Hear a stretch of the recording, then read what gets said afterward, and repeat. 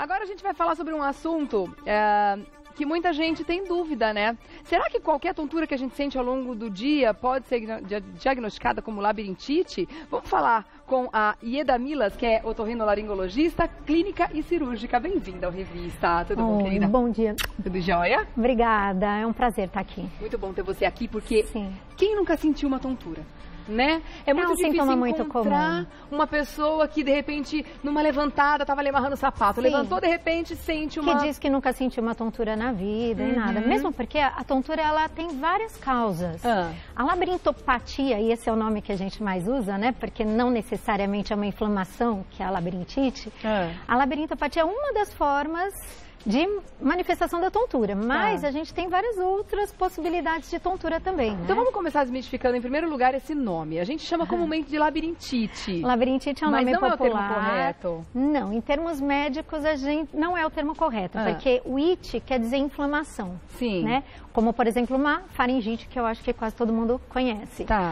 E nem sempre a doença do labirinto está associada a alguma inflamação. Muitas vezes a doença do labirinto, a desordem do labirinto, está associada a algum problema metabólico, algum problema hormonal, e não necessariamente a uma inflamação de orelha média, né? A uma infecção, por exemplo. E esses problemas de tonturas e vertigens que a pessoa tem em função dessas outras questões, são questões crônicas ou elas são tratáveis? A maioria delas são questões tratáveis, são questões benignas, que um médico consegue, com certeza, diagnosticar, tratar e tranquilizar a pessoa, né? É claro que o sintoma é muito ruim, o sintoma é preocupante, é incapacitante, mas na grande maioria das vezes a evolução é boa. Existem algumas doenças mais graves associadas? Existem. Então, cabe ao médico fazer essa diferença entre uma doença que a gente diz que é de origem periférica, como, por exemplo, com o acometimento da orelha interna, o labirinto, ou uma doença de origem central, onde você tem outras estruturas do sistema nervoso central, lembrando que também tem um órgão aqui super importante, chamado cerebelo, que é responsável também pela coordenação do equilíbrio do nosso corpo, né? Então, aqui o neurologista, ele trata. Então, muitas são as origens, então. E aqui podem ser as origens. O otorrino trata, que é o labirinto, né? Então, muitas são as origens. Como você citou agora há pouco, abaixar para amarrar um tênis e levantar rápido.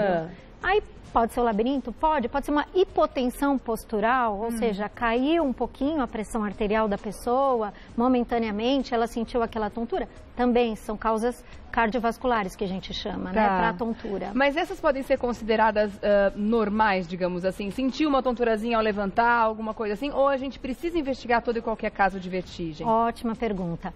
Então, quando que a gente deve se preocupar? Quando os sintomas estão ficando recorrentes e incapacitantes, ou seja, prejudicando a atividade diária da pessoa ou a atividade momentânea da pessoa. Quando são sintomas efêmeros, autolimitados, ou seja, a pessoa teve uma crisezinha, aquela crise passou rapidamente e depois, talvez daqui 1 ano, 6 meses, não leva tanta preocupação. Agora, se é frequente e, dependendo da intensidade dos sintomas, claro, incapacita a pessoa, sim, ela precisa procurar um médico. E se for associada a uma condição que a pessoa normalmente costuma ter no dia a dia? Por exemplo, toda vez que eu levanto rápido do sofá, tenho uma tontura. Se for uma condição constante, aí precisa de investigação? Precisa de investigação, tá? Porque aí entra naquele caso de doenças específicas, que podem ser, inclusive, as doenças do labirinto também, né? As disfunções do labirinto.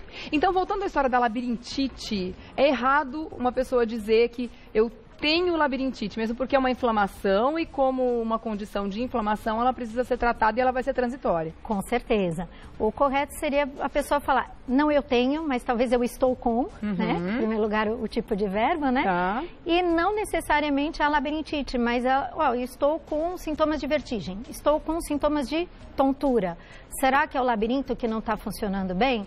Será que é a parte cardiovascular, hipotensão? Alguma coisa de etiologia ou de origem neurológica? Né? E o médico, ele é capaz de fazer essa triagem, de inicialmente encaminhar o paciente para o neurologista ou para o otorrinolaringologista, no meu caso, que trata essa questão do equilíbrio relacionada ao labirinto, principalmente, que é mais comum. Essas condições podem levar a sintomas mais graves, como desmaios, por exemplo?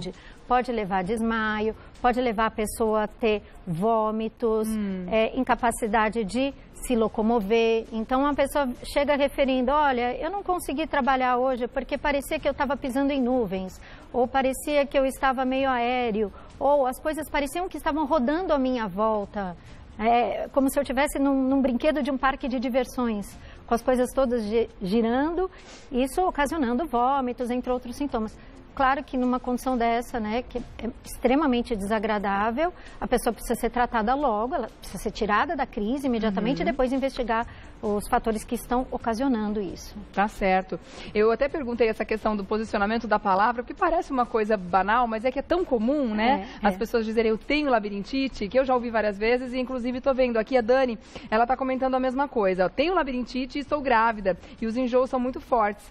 O que ela deve fazer? Ela está perguntando. Antes de mais nada, então, provavelmente não é a doença inflamatória do labirinto, nesse caso. Antes de mais nada, bom, a grávida, e eu já passei por essa situação 2 vezes, o labirinto, claro, ele vai responder de maneira diferente às alterações hormonais da gestante, né? Então, é super comum a grávida ter alguns sintomas de tontura, e principalmente associado a náuseas e vômitos. Existe, claro, o tratamento para dar um conforto melhor para ela, algumas medicações que devem ser orientadas, em princípio, pelo ginecologista obstetra que a acompanha, mas nada de muito preocupante no caso dela, né? Então, ela está com digamos assim, uma disfunção transitória do labirinto, ocasionada, entre outras coisas, pela questão hormonal. E também, claro, tem a questão da hipotensão, né? A gente, quando está grávida... Eu ia perguntar isso, a pressão arterial fica alterada. A pressão arterial... Eu lembro, eu tive episódios da minha pressão chegar 9/6, 9/4. A minha pressão já é baixa, mesmo, ficava mais baixa ainda. Até por causa do inchaço, do edema nos e tudo quentes, mais, então, membro pelo inferior. amor de Deus, então, isso corrobora também para o problema, né? Só tem que tomar cuidado que na gravidez, especialmente, né? A gente tem que tomar cuidado com esses episódios de vertigem, porque pode levar a uma condição de tombo, de queda, né? Muito preocupante nessa condição, né? Muito bem colocado isso. Então, a pessoa, sabendo que já está com esses sintomas, ela tem que redobrar os cuidados. E relatar para o médico, sem dúvida nenhuma, né, doutora? Sem dúvida. Tem bastante perguntas. Não tomar medicação antes de relatar para o obstetra. Claro, tá certo. Ariadne, ó, minha avó, quando era viva, teve vertigem posicional benigna. Isso. É a mesma coisa que labirintite? Ela quer saber. Boa pergunta. O nome dela, desculpa. Ariadne. Oi, Ariadne, tudo bem? Obrigada pela pergunta. A vertigem postural paroxística benigna, que é como a gente chama, é um dos tipos de disfunção do labirinto.